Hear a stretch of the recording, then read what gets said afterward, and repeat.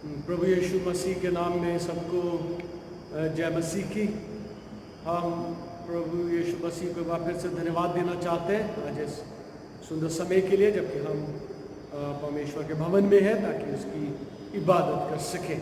आइए अपनी इबादत के शुरू में हम सब मिलकर गीत गाएंगे।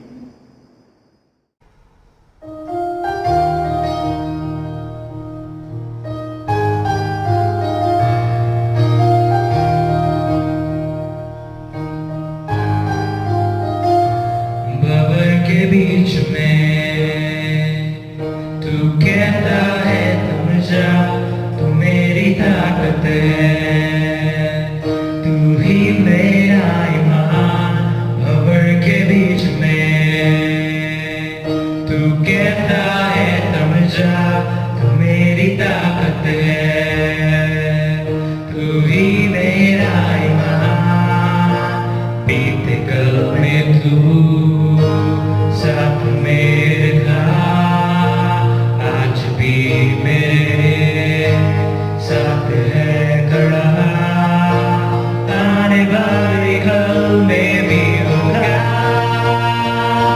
उठते हुए तूफानों में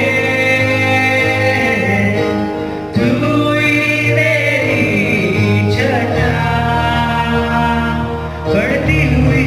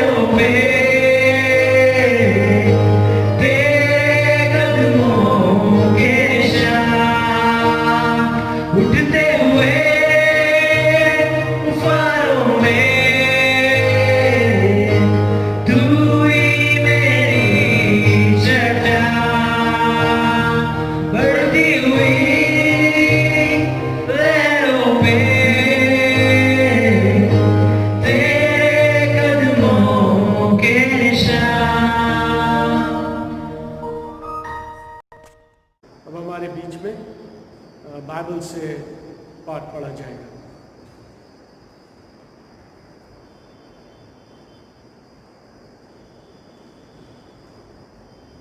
परमेश्वर के वचन में से पढ़ने के लिए मेरे साथ निकाल ले। मरकुस रचित सुसमाचार उसका 5वां अध्याय उसके 21वें पद से 24वें पद। The Gospel according to Saint Mark chapter 5 verses 21 through 24। जब यीशु फिर नाव से पार गया तो एक बड़ी भीड़ उसके पास इकट्ठी हो गई। वो झील के किनारे ही था कि याईर नामक आराधनालय के सरदारों में से एक आया और उसे देखकर उसके पांव पर गिरा और ये कहकर उससे बहुत विनती की, मेरी छोटी बेटी मरने पर है, तू आकर उस पर हाथ रख कि वो चंगी होकर जीवित रहे। तब वो उसके साथ चला और बड़ी भीड़ उसके पीछे हो ली, यहाँ तक कि लोग उस पर गिरे पड़ते थे। ये परमेश्वर का वचन है। परमेश्वर का धन्यवाद हो।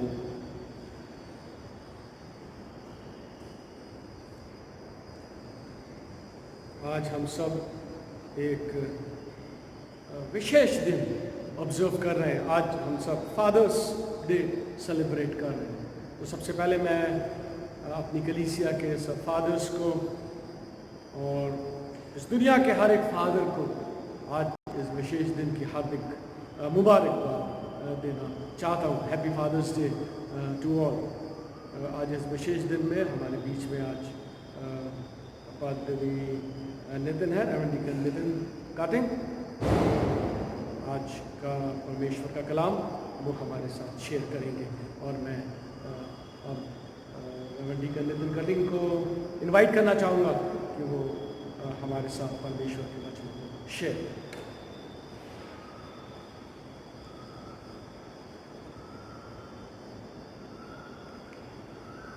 मैं सबसे पहले परमेश्वर का धन्यवाद देना चाहता हूं कि ये अवसर इस इतवार मुझे मिला है कि प्रभु के वचन में आपके बीच में ला सकूं।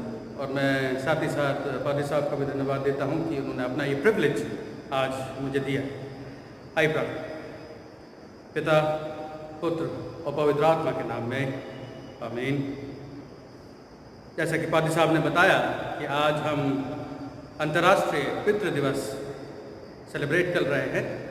मैं सभी पिताओं को और सभी पिता समान लोगों को इंटरनेशनल फादर्स डे की बधाई देता हूँ।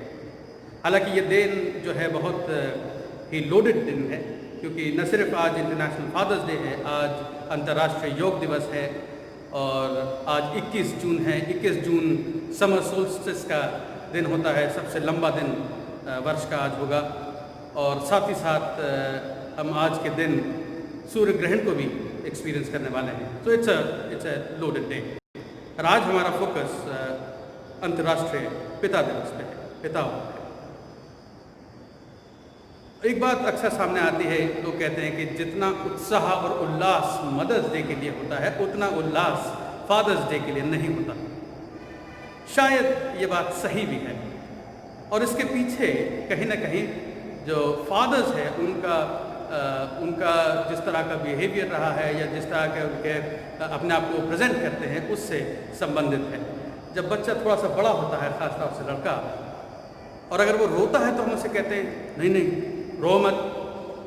कभी कभी ये भी कहते हैं कि तुम कोई लड़की हो क्या, लड़कियों की तरह रो रहे हो, एज एफ लड़कियाँ होना जो है बहुत ही ख़राब बात है। तो हम उन्हें बचपन से ही सिखाते हैं कि आपको इमोशनल नहीं होना है, because being emotional means being weak. तो कमज़ोर किसी तरीके से नहीं होना है।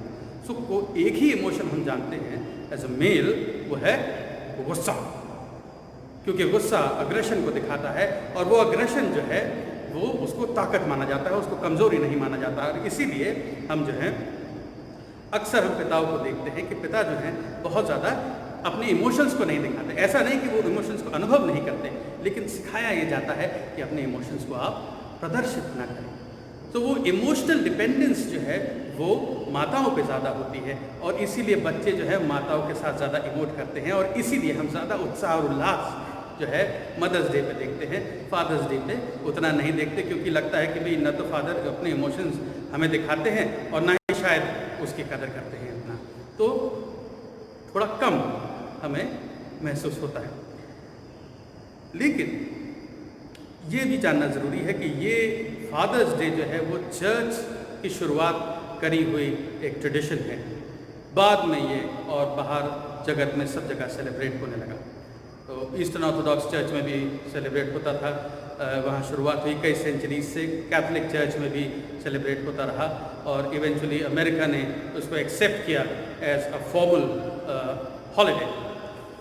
तो पहले of course Mother's Day accept हुआ, उसके बाद फिर इसके लिए मूवमेंट चलाया गया। तो 1900 की शुरुआत में यानी 20वीं शताब्दी की शुरुआत में इसकी स्थापना हुई और उसके बाद फिर पूरे जगत में इसको सेलिब्रेट किया जाने लगा in the 3rd week of June. So as fathers हमारे ऊपर बहुत जिम्मेदारियां रखी जाती हैं, हमको प्रेजेंट किया जाता है as a father, this is how you have to be. और हम अक्सर अपने खुद के फादर्स की तरफ देखते हैं एज रोल मॉडल्स और उनको हम अपने जीवन में इमिटेट करने की कोशिश करते हैं। हमारे पास साथ ही साथ बाइबल में बहुत ही सुंदर रोल मॉडल्स हैं जिनकी तरफ हम देख सकते हैं, जिनसे हम इंस्पिरेशन ले सकते हैं कि किस प्रकार हमें अपने जीवन को आगे चलाना है, किस प्रकार से एक फादर का रोल हो सकता है। और ऐसे ही एक सुंदर उदाहरण हमें जो है वो याईर के रूप में मिलता है। और आज हमारे बीच में भाई ने पाठ पढ़ा किस प्रकार से याईर जो है वो प्रभु यीशु के पास पहुंचता है। थोड़ा सा हम इस वचन की तरफ देखें। हम देखते हैं कि प्रभु यीशु मसीह नाव से उतरता है और किनारे पर ही है कि भीड़ उसके पास आ जाती है। और इस समय तक यीशु की पॉपुलैरिटी बहुत बढ़ चुकी है, लोग उसे जानते हैं और तमाम भीड़ उसके पीछे चल रही है। जैसे ही उन्हें पता लगता है वो उसे घेर लेते हैं।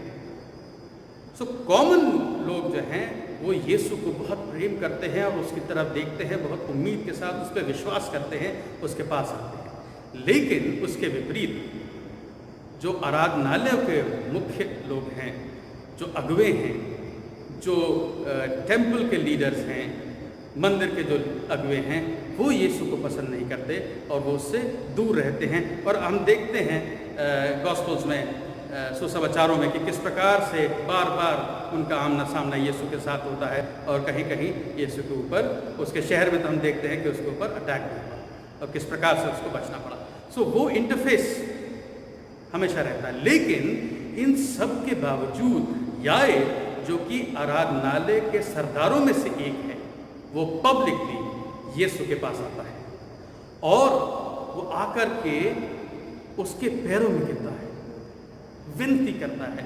वो डेस्परेट है, वो डेस्परेट है क्योंकि उसकी बेटी, हालांकि मरकुस इस बात को नहीं कहते, लूका इस बात को कहते हैं कि उसकी इकलौती बेटी 12 साल का बच्चा है और वो मरने पर है। और वो उससे विनती करता है अपने डेस्परेशन में कि प्रभु तू अगर हाथ रख दे तो वो बच जाएगी। यार की कुछ एक क्वालिटीज़ यहाँ पे सामने आती है। उसकी प्राथमिकता परिवार के लिए, जैसा कि मैंने कहा कि आराधनालयों में के जो सरदार हैं वो यीशु को पसंद नहीं करते, टेम्पल के जो लीडर्स हैं वो यीशु को ज़्यादा पसंद नहीं करते। ऐसे में एक आराधनालय के सरदार को पब्लिकली आकर के यीशु के सामने अप्रोच करना, वो उसके लिए बहुत बड़ा रिस्क हो सकता था। लेकिन उसने अपने करियर को, अपने जो उसकी जिम्मेदारी एज प्रोफेशनली थी, उसके ऊपर उसने अपने बच्चे की ज़िंदगी और अपने परिवार को प्राथमिकता दी। दूसरी चीज़, जैसे मैंने शुरुआत में भी कहा था कि पिताओं को ये दिखाया जाता है, सिखाया जाता है पुरुषों को कि आपको इमोशनली बहुत स्टेबल रहना है। बट यहाँ हम देखते हैं ये एक ऐसा बाप है जो कि पब्लिक में घुटनों पे गिर जाता है, उससे विनती कर रहा है। You see that emotion in him, और वो उससे शर्माता नहीं है। वो दुनिया को दिखाने के लिए अपने आप को बहुत स्ट्रांग व्यक्ति नहीं दिखाता, वो उसके सामने घुटनों पे गिरता है और ही ब्रेक्स डाउन और उससे कहता है कि तू मेरे बच्चे को बचा ले। दैट डेस्परेशन जो है वो हमें उसमें दिखता है। आगे जब हम चलते हैं तो इस कहानी में हम ये पाते हैं कि जैसे जैसे यीशु उसके घर जाने को राज़ी होता है, बीच में एक और आश्चर्यक्रम है बहुत बड़ा, जिसमें वो महिला जिसको 12 वर्ष से लहू बहने की समस्या थी, वो यीशु के लिबास को छूती है, चंगा होती है। और वो पूरी कहानी हम देखते हैं। और उसके बाद जैसे ही वो पूरा किस्सा ख़त्म होता है, यीशु उस महिला से बात करते हैं और जैसे उससे कहते हैं कि जा तेरे विश्वास ने तुझे चंगा किया है, वैसे ही याईर के घर से कुछ लोग आते हैं और कहते हैं कि तू गुरु को अब परेशान मत कर, कोई फ़ायदा नहीं क्योंकि तेरी बेटी तो मर गई। क्या चल रहा हुआ इस बाप के दिमाग में? जब आप इतने डेस्परेट हैं कि आप अपने करियर की, अपने जॉब रिस्पॉन्सिबिलिटी की परवाह नहीं करते, आप समाज की परवाह नहीं करते, आप खुलेआम यीशु के सामने खड़े होते हो और कहते हो कि चल अभी चल। आप डेस्परेट हैं और ऐसे में कोई बीच में आ जाए तो आप कितने उतावले हो जाए। इमेजिन हमारे घर में, परिवार में कोई बहुत ज़्यादा बीमार हो और हम उसे एम्बुलेंस में लेकर अस्पताल जा रहे हों और रास्ते में कोई सामने गाड़ी हो, अगर वो ना हट सामने से, हम कितने उतावले हो जाएंगे, कितने शायद अग्रेसिव हो जाएंगे कि वो देखो डजंट अंडरस्टैंड। लेकिन इस व्यक्ति ने कोई न सवाल किया न जवाब किया, बहुत पेशेंटली यीशु के साथ खड़ा रहा। क्या उसके दिमाग में चल रहा हो सकता है उसने ये सोचा हो कि अगर ये महिला नहीं आती तो शायद समय पे यीशु पहुंच जाते और मेरे बच्चे को बचा लेते। उसने कुछ नहीं कहा, बहुत ही पेशेंट आदमी, कितनी पेशेंस से वो यीशु के साथ खड़ा रहा। वो पेशेंस इसलिए क्योंकि उसे विश्वास था। और इस समय पे यीशु उससे कहते हैं डर मत, बस विश्वास कर। और वो उसके साथ उसके घर जाते हैं। हम आगे की कहानी, हालांकि यहाँ पे बीच में हमारे पाठ नहीं पढ़ा गया, लेकिन अगर आप इसी पाठ को आगे पढ़ेंगे तो आप देखेंगे किस प्रकार से यीशु जाता है उस घर में। सबको कहता है कि लड़की मरी नहीं, सोई हुई है, सबको बाहर निकालता है। उसके माँ बाप, 3 चेले और यीशु। और इस लड़की से वो फेमस शब्द कहता है जो कि अक्सर हम अपने संडे स्कूल के टाइम से सुनते हैं, तलीता कूम। कहता है छोटी लड़की, मैं कहता हूँ उठ। और वो लड़की उठ जाती है। यीशु की उस घर में प्रेजेंस, उस लड़की का जिलाया जाना इस बात का सिंबल है कि उस घर में, यायर के परिवार में, यायर के घर में उद्धार आ चुका है। यीशु की उपस्थिति और वो उद्धार उस यायर के विश्वास की वजह से आया था। ये एक और क्वालिटी है यायर की, सच फेथ। वो फेथ जो कि न समाज को देखता है न और किसी बात को देखता है, वो फेथ जो कि पेशेंस है, वो फेथ पूरे परिवार के लिए उद्धार का कारण बनता है। वो फेथ हमें यायर में मिलता है। हम अपने जीवन में इसको कैसे अप्लाई कर सकते हैं? हम अगर देखें, हम यायर से सीख सकते हैं कि उसके लिए उसकी परिवार जो है वो प्राथमिकता है, प्रायोरिटी है। अक्सर हम इस बात को कहते हैं कि हम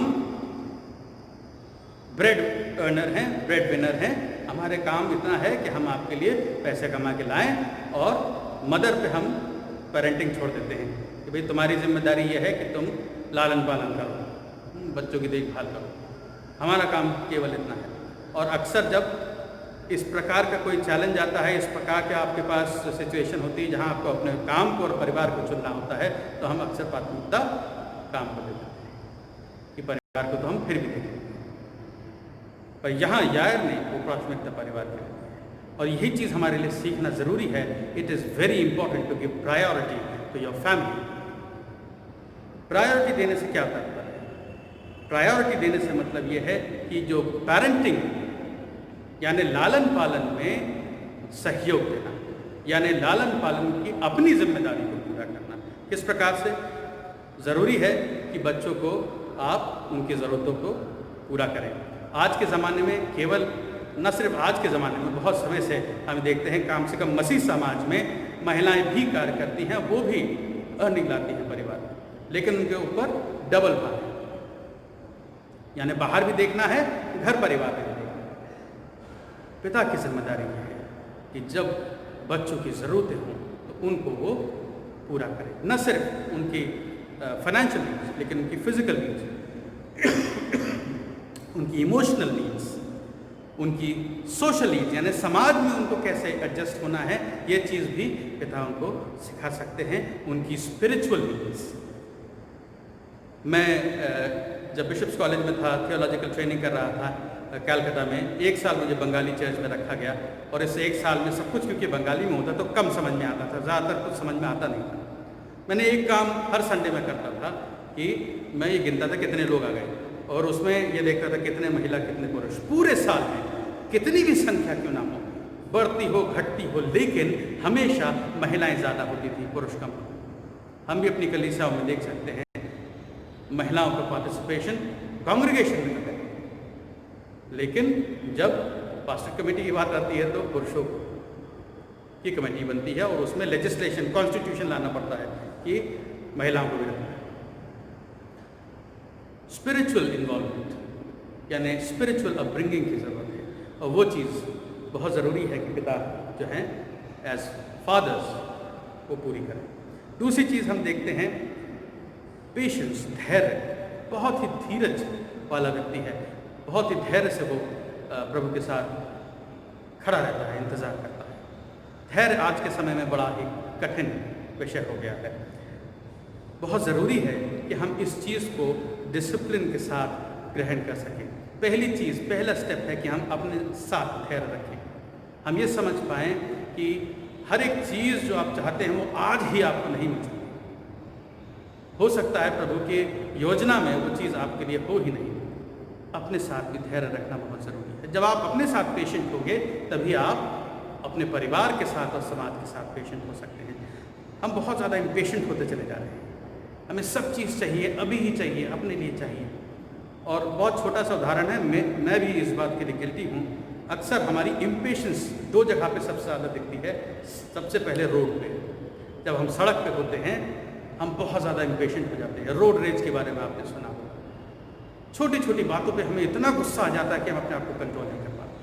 और दूसरी जगह जहाँ हमारा इम्पेशेंस दिखता है, जब हम इंटरनेट इस्तेमाल कर रहे हों और वीडियो देखना चाहते हों और बफरिंग होने लग जाए, इंटरनेट की स्पीड कम हो जाए, बहुत इम्पेशेंट हो जाते हैं। When we want these things to happen, हम बहुत ज़्यादा इम्पेशेंट होने लगते हैं। We want, हमें चाहिए और अभी ही चाहिए। We need to learn to be more patient। अगर हम अपने साथ धैर्य रखेंगे तभी हम अपने परिवार के साथ, बच्चों के साथ, पार्टनर्स के साथ और धीरज से कार्य लेंगे। और अगर ये हमारे जीवन का अंग बनेगा तभी हम और दूसरे लोगों के साथ भी धीरज से कार्य करने वाले होंगे। और आखिरी बात है फेथ, ऐसा विश्वास जो कि सबसे बड़ी प्राथमिकता है, उससे ज़्यादा बड़ी प्राथमिकता उसके लिए नहीं है। वो यीशु के पास बड़े विश्वास के साथ गया था। आपके साथ साझा करना चाहता हूँ, एक मैं आर्टिकल पढ़ रहा था, उसमें रिसर्च कोट करी गई, हालांकि उसके डिटेल्स मेरे पास नहीं है, लेकिन रिसर्च ये बताती है कि किसी परिवार में अगर बच्चे प्रभु को ग्रहण करते हैं, यीशु रूप में आते हैं, तो 3.5% चांसेस हैं कि पूरा परिवार प्रभु को ग्रहण करेगा। अगर महिलाएं प्रभु में आती हैं तो ये बढ़ करके 17% हो जाता है कि 17% चांसेस हैं कि पूरा परिवार प्रभु में आ जाए। लेकिन जब एक पिता प्रभु को ग्रहण करता है तो ये चांसेस बढ़ के 93% हो जाते हैं। 93% चांसेस हैं कि पूरा परिवार प्रभु में आ जाए। इसी प्रकार से हम पुरुषों को प्लेस करते हैं समाज में और अपने परिवारों में।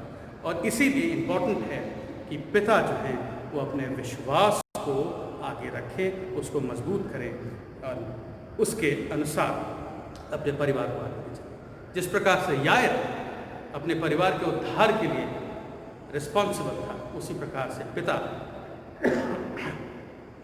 हम सारे परिवारों में पिता और पिता समान जो लोग हैं वो अपने परिवार के उद्धार के लिए जिम्मेदार हैं। बहुत कॉमन और बहुत ही सिंपल उदाहरण हमारा परमेश्वर, जिसे हम पिता बोलते हैं, वो एक सबसे बढ़िया रोल मॉडल है। हम उसकी तरफ देखते हैं, वो सिर्फ गुस्सा करने वाले या नाराज परमेश्वर नहीं है। हम उसको जब रेफर करते हैं हम बोलते हैं प्रेमी पिता परमेश्वर, दया में, करुणा में। वो क्वालिटीज़ जो हैं वो हमारे अंदर भी रिफ्लेक्ट हों, क्योंकि हमें परमेश्वर ने अपनी सृष्टि में रचा है। परमेश्वर हम सबकी सहायता करें कि हम ऐसे पिता बन सके जो कि अपने परिवारों को आगे ले जा सके। परमेश्वर सभी को।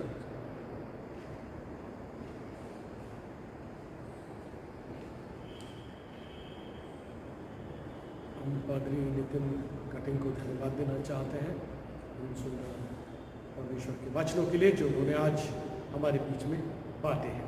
आइए हम सब प्रार्थना करें। सर्वशक्तिमान पिता परमेश्वर, हम आपको हृदय से धन्यवाद देना चाहते हैं कि हम एक बार फिर से आपके भवन में मौजूद हैं ताकि आपको धन्यवाद दे सके, आपकी हमद व सिताइश कर सके, आपके वचनों को पढ़ सके और उस पर मनन कर सके। धन्यवाद देते हैं आज के वचनों के लिए जो परमेश्वर आपके बंदे के जरिए हम सब के बीच में बोए गए हैं। और आपसे विशेष तौर से प्रार्थना करना चाहते हैं हर एक पिता के लिए जो कि हमारे परिवारों में पाए जाते हैं, कि वो अपनी इस बड़ी जिम्मेदारी को आपकी अगुवाई में होते हुए ईमानदारी से पूरा करें, ताकि परमेश्वर हमारे परिवारों में एक बहुत बड़ी बेदारी आ सके और परमेश्वर हमारे परिवार आप में और भी मजबूत हो सके।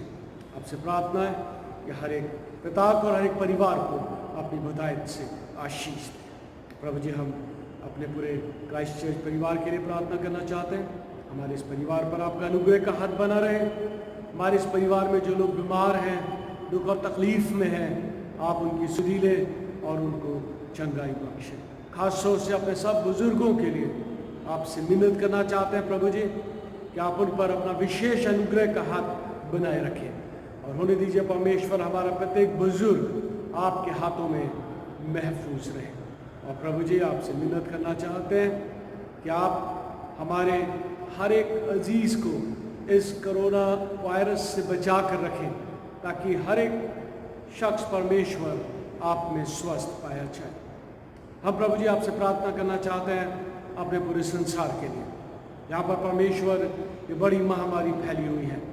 आपसे प्रार्थना है कि आप अपना अनुग्रह का हाथ इस दुनिया पर बढ़ाएं और होने दीजिए जल्द से जल्द ये बीमारी खत्म हो सके और लोग एक नॉर्मल जीवन व्यतीत कर सकें।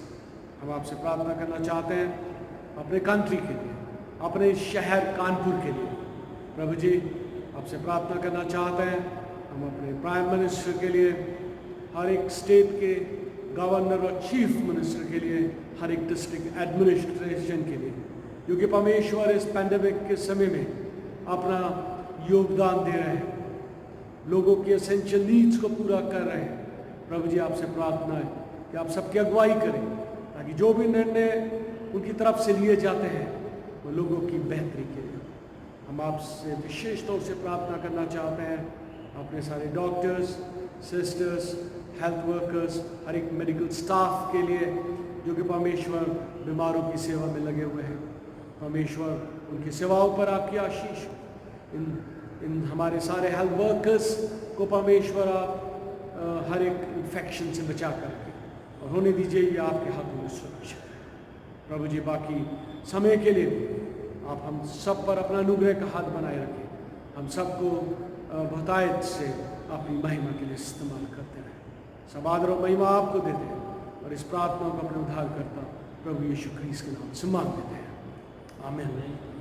ये हमारे पिता अब जो स्वर्ग में है, आपका नाम पवित्र माना जाए, आपका राज्य है, आपकी इच्छा जैसे स्वर्ग में पूरी होती है वैसे पृथ्वी पर भी पूरी हो। अब हमारे दिन भर की रोटी आज आप हमें दें, हमारे अपराधों को क्षमा करें जैसे हमने अपने अपराधियों को क्षमा किया है। आप हमें परीक्षा में न डालें, तो बुराई से बचा लें। तो राज्य, पराक्रम और महिमा अब और सर्वदा आपका ही है, आमीन।